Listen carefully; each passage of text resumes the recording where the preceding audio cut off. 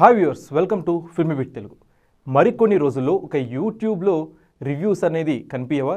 యూట్యూబర్స్లో ఎవరు కూడా రివ్యూ ఇవ్వడానికి సాహసించరా అంటే అవుననే సమాధానం వినిపిస్తుంది. మనందరికీ తెలుసు, యూట్యూబ్లో one of the famous Telugu reviewer Barbell. అతనికి చాలామంది ఫ్యాన్స్ ఉన్నారు, వ్యూవర్షిప్ ఉంది, అతను ఇచ్చే రివ్యూస్కి separate set of fan base ఉంది. అదంతా పక్కన పెడితే తన రివ్యూస్ని లైక్ చేసే వాళ్ళు చాలామంది ఉంటారు. అట్ ద సేమ్ టైం తన రివ్యూస్ని అపోజ్ చేసే కొంతమంది టీఎఫ్ఐ ఫ్యాన్స్ కావచ్చు, టీఎఫ్ఐ వర్గాలు కావచ్చు కూడా ఉన్నారు.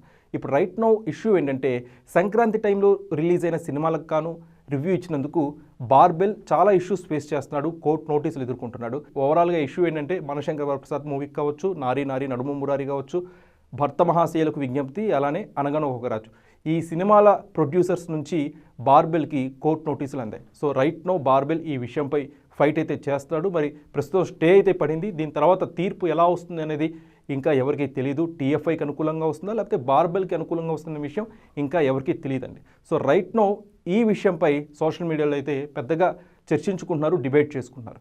సో దీనిపై రైట్ నో బండి సరోజ్ కుమార్ ఒక వ్యాలిడ్ ట్వీట్ అయితే చేశారు. ఆ ట్వీట్ ఒకసారి మీకు చదివి వినిపిస్తాను.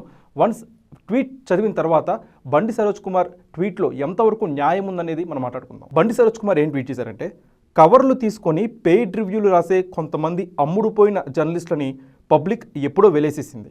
వీళ్ళ రివ్యూస్ని పక్కన పెట్టండి, ఇంటర్వ్యూలకు కూడా వ్యూస్ రావు.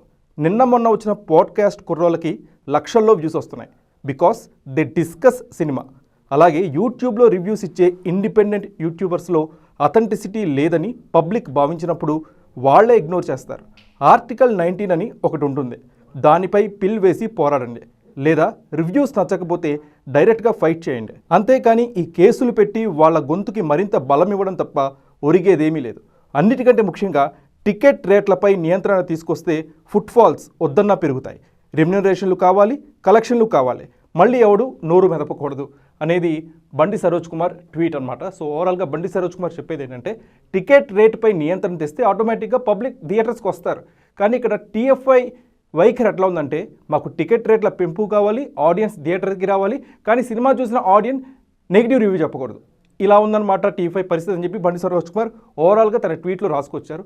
సో దీన్ని బట్టి మనకు అర్థమవుతుంది ఏంటంటే, బండి సరోజ్ కుమార్ బార్బెల్కే కాస్త సంఘీభావం ప్రకటిస్తున్నట్టు మనకు అర్థమవుతుంది. కానీ ప్రొడ్యూసర్ నాగవంశీ వీళ్ళ వైఖరి ఎట్లా ఉందంటే, బార్బెల్ పైన, బార్బెల్ రివ్యూ ఇస్తే ఓకే, మంచి చెడులు సినిమాపై విశ్లేషించి పాజిటివ్స్ నెగిటివ్స్ని కాస్త క్రమబద్ధంగా చెప్తే ఓకే, కానీ బార్బెల్ కాస్త వెటకారం చేస్తున్నాడు, సినిమాకి పనిచేసే వాళ్ళని కాస్త ఇన్సల్ట్ చేసే ప్రయత్నం చేస్తున్నాడని చెప్పి నాగవంశీ లాంటి ప్రొడ్యూసర్స్ ప్రెస్ మీట్ పెట్టి మరీ చెప్పారు. దానికి బార్బెల్ వాదన ఏంటంటే, వెటకారం చేసే తప్పేంటి, మీరు సినిమాల్లో వేరే వాళ్ళపై వెటకారం చేయరా, మేము మీపై చేస్తే వెటకారం ఏంటని చెప్పి బార్బెల్ నిన్నే ఒక వీడియో రిలీజ్ చేశాడు. So right now TFI versus Barbell అనే ఫైట్ అయితే చాలా హోరాహోరీగా సాగుతుంది. దీన్ని బట్టి మనకు అర్థమవుతుంది ఏంటంటే, యూట్యూబ్లో ముందు సినిమా రివ్యూస్ చాలా ఆచితూచి ఇవ్వాలి. సినిమాకి కాస్త నెగిటివ్ రివ్యూ ఇస్తే ఖచ్చితంగా మనం ఇష్యూస్ ఫేస్ చేయాల్సి వస్తుందనేది టీఎఫ్ఐ అల్టిమేట్లీ యూట్యూబర్స్ అందరికీ ఒక వార్నింగ్ అయితే జారీ చేసింది. సో ఈ ఇష్యూపై మీ అభిప్రాయం ఏంటి? టీఎఫ్ఐ ఇలా ఇండిపెండెంట్ యూట్యూబర్స్పై ఇలా కోర్టు నోటీసులు పంపడం ఇవన్నీ ఎంతవరకు కరెక్ట్? లేకపోతే బండి సరోజ్ ఒక ట్వీట్తో మీరు ఏకీభవిస్తారా? బండి సరోజ్ కుమార్ చెప్పేది ఏంటంటే, ఈ యూట్యూబ్ రివ్యూవర్స్ వాళ్ళ నోళ్ళు నొక్కే బదులు టికెట్ రేట్లు తగ్గిస్తే ఆటోమేటికలీ కలెక్షన్స్ పెరుగుతాయి కదా అని చెప్పి ఆయన ఒక ఫైనల్ జస్టిఫికేషన్ అయితే ఇచ్చారు. సో రైట్ నో మీ అభిప్రాయం ఏంటో కామెంట్ సెక్షన్లో పంచుకోండి. Let's discuss.